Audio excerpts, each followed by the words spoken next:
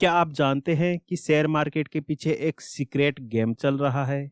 चलिए इस सीक्रेट दुनिया के पर्दे उठाते हैं और सीखते हैं कुछ मजेदार और दिलचस्प बातें।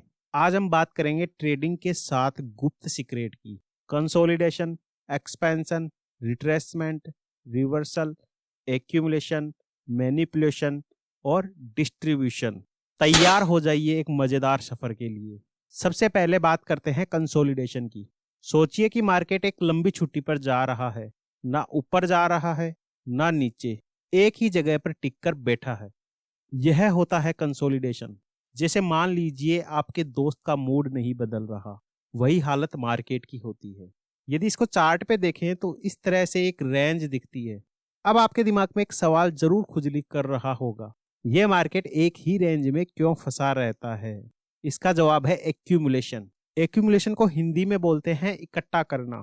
एक्यूमुलेशन मतलब स्टॉक्स को धीरे धीरे इकट्ठा करना। जैसे कि बहुत सारी चींटियां आपस में लड़ झगड़ के अपने खाने को जमा करती हैं। सेम उसी तरह बायर्स और सेलर्स यहाँ फाइट करते हैं और अपनी पोजीशन को इकट्ठा करते रहते हैं।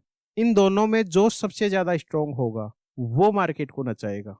यदि बायर स्ट्रांग हुआ तो वो मार्केट को ऊपर लेकर जाएगा, और यदि सेलर स्ट्रांग हुआ तो वो मार्केट को नीचे लेकर जाएगा। जब बड़े प्लेयर ऐसा करते हैं तो ये एक सिग्नल होता है कि स्टॉक में कुछ बड़ा होने वाला है।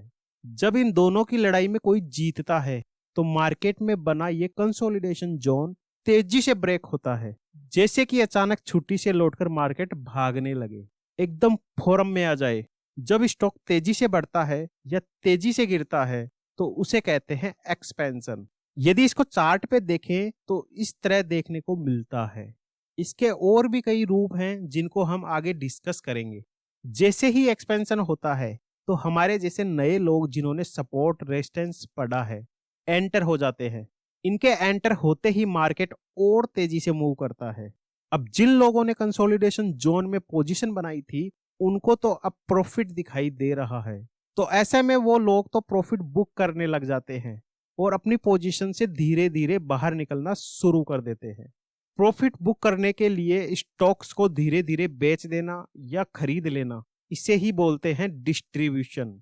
जैसे कि कोई अपना सारा सामान धीरे धीरे बेचकर निकल जाए। इसे पहचानना बहुत जरूरी है ताकि आप नुकसान से बच सकें। प्रॉफिट बुक करने की वजह से मार्केट की उल्टी गिनती शुरू हो जाती है और मार्केट वापस लौटने लग जाता है।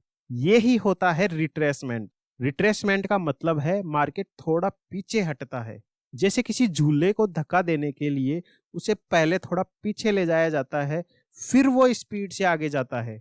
रिट्रेसमेंट एक मौका हो सकता है फिर से एंट्री लेने का, पर ध्यान से, क्योंकि कभी कभी मार्केट पूरी तरह से पलट भी सकता है।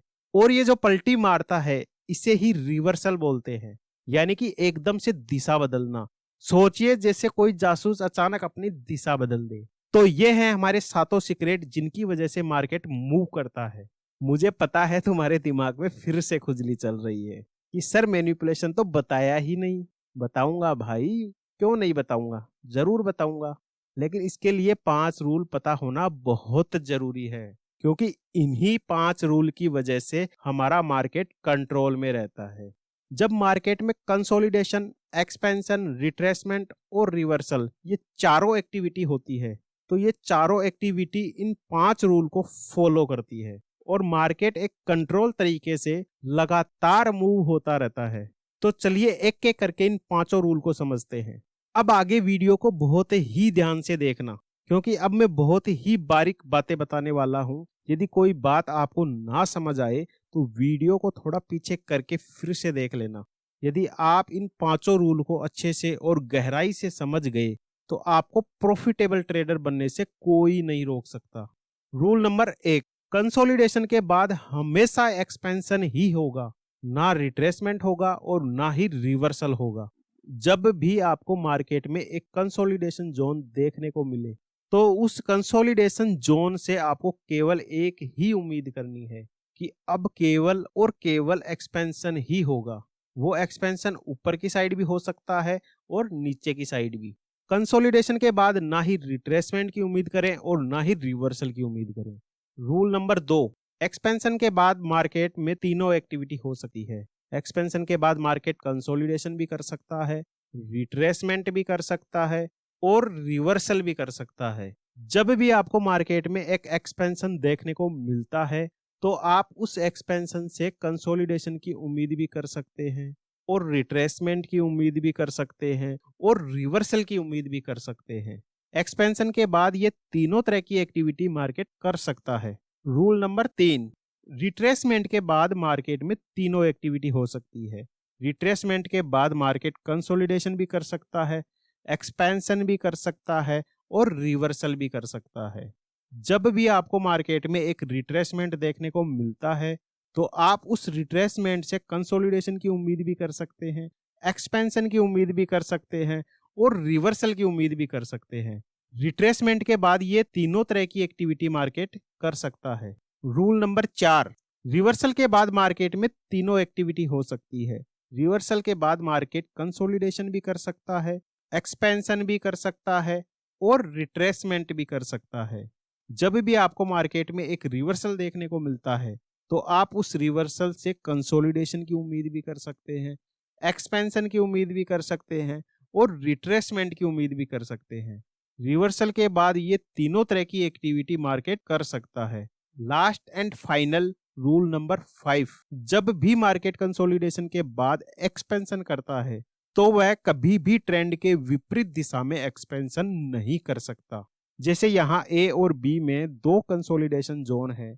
ए में एक्सपेंशन ऊपर की साइड हुआ है जबकि बी में एक्सपेंशन नीचे की साइड हुआ है। ए में एक्सपेंशन ऊपर की साइड हुआ है मतलब साफ है कि बायर्स स्ट्रॉन्ग है, इसलिए ट्रेंड भी ऊपर की साइड ही होगा। इसी तरह बी में एक्सपेंशन नीचे की साइड हुआ है मतलब साफ है कि सेलर स्ट्रॉन्ग है, इसलिए ट्रेंड भी नीचे की साइड होगा। अब जब ए और बी में एक्सपेंशन के बाद फिर से कंसोलिडेशन होता है तो हम कंसोलिडेशन से रूल नंबर 1 के हिसाब से केवल एक्सपेंशन की ही उम्मीद करते हैं। अब एक्सपेंशन ऊपर होगा या नीचे ये डिपेंड करता है ट्रेंड किस तरफ है। ए में ट्रेंड ऊपर की साइड है तो ए में एक्सपेंशन ऊपर की साइड ही होगा, नीचे की साइड बिल्कुल भी नहीं होगा। जबकि बी में ट्रेंड नीचे की साइड है तो बी में एक्सपेंशन नीचे की साइड होगा, ऊपर की साइड बिल्कुल भी नहीं होगा। इस तरह से ये पांचों रूल पूरे इंडिया के स्टॉक मार्केट को कंट्रोल में रखते हैं। तो चलिए मैं आपसे एक सवाल पूछता हूँ, यदि मार्केट रूल नंबर 5 को फॉलो ना करे तो क्या हो? जैसे ये एक अप ट्रेंड की सिचुएशन है जिसमें कंसोलिडेशन के बाद ऊपर की साइड एक्सपेंशन हुआ है, अब फिर कंसोलिडेशन होता है। रूल नंबर 5 के हिसाब से अब एक्सपेंशन ऊपर की साइड ही होना चाहिए, लेकिन यदि एक्सपेंशन नीचे की साइड हो गया तो आपको समझ जाना चाहिए कि मार्केट हमें फंसा रहा है। और जब मार्केट इस तरह फंसाता है तो इसे ही बोलते हैं मैनिपुलेशन। मैनिपुलेशन मतलब मार्केट को धोखा देना, जैसे कि कोई जादूगर आपकी आंखों के सामने खेल खेले।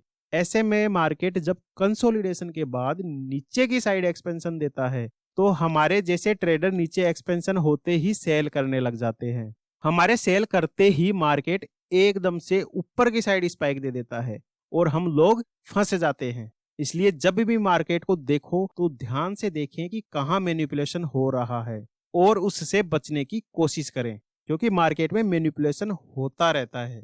इन 4 एक्टिविटी और 5 रूल से मिलकर मार्केट में 25 तरह की सिचुएशन बनती है।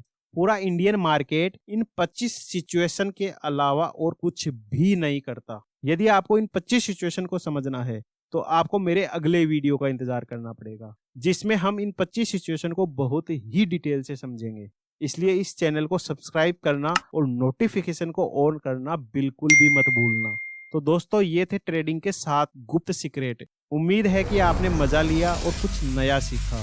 मिलते हैं अगले वीडियो में, तब तक के लिए चार्ट पर जाओ और इन सभी 7 सीक्रेट को ढूंढने की कोशिश करो। थैंक यू, धन्यवाद।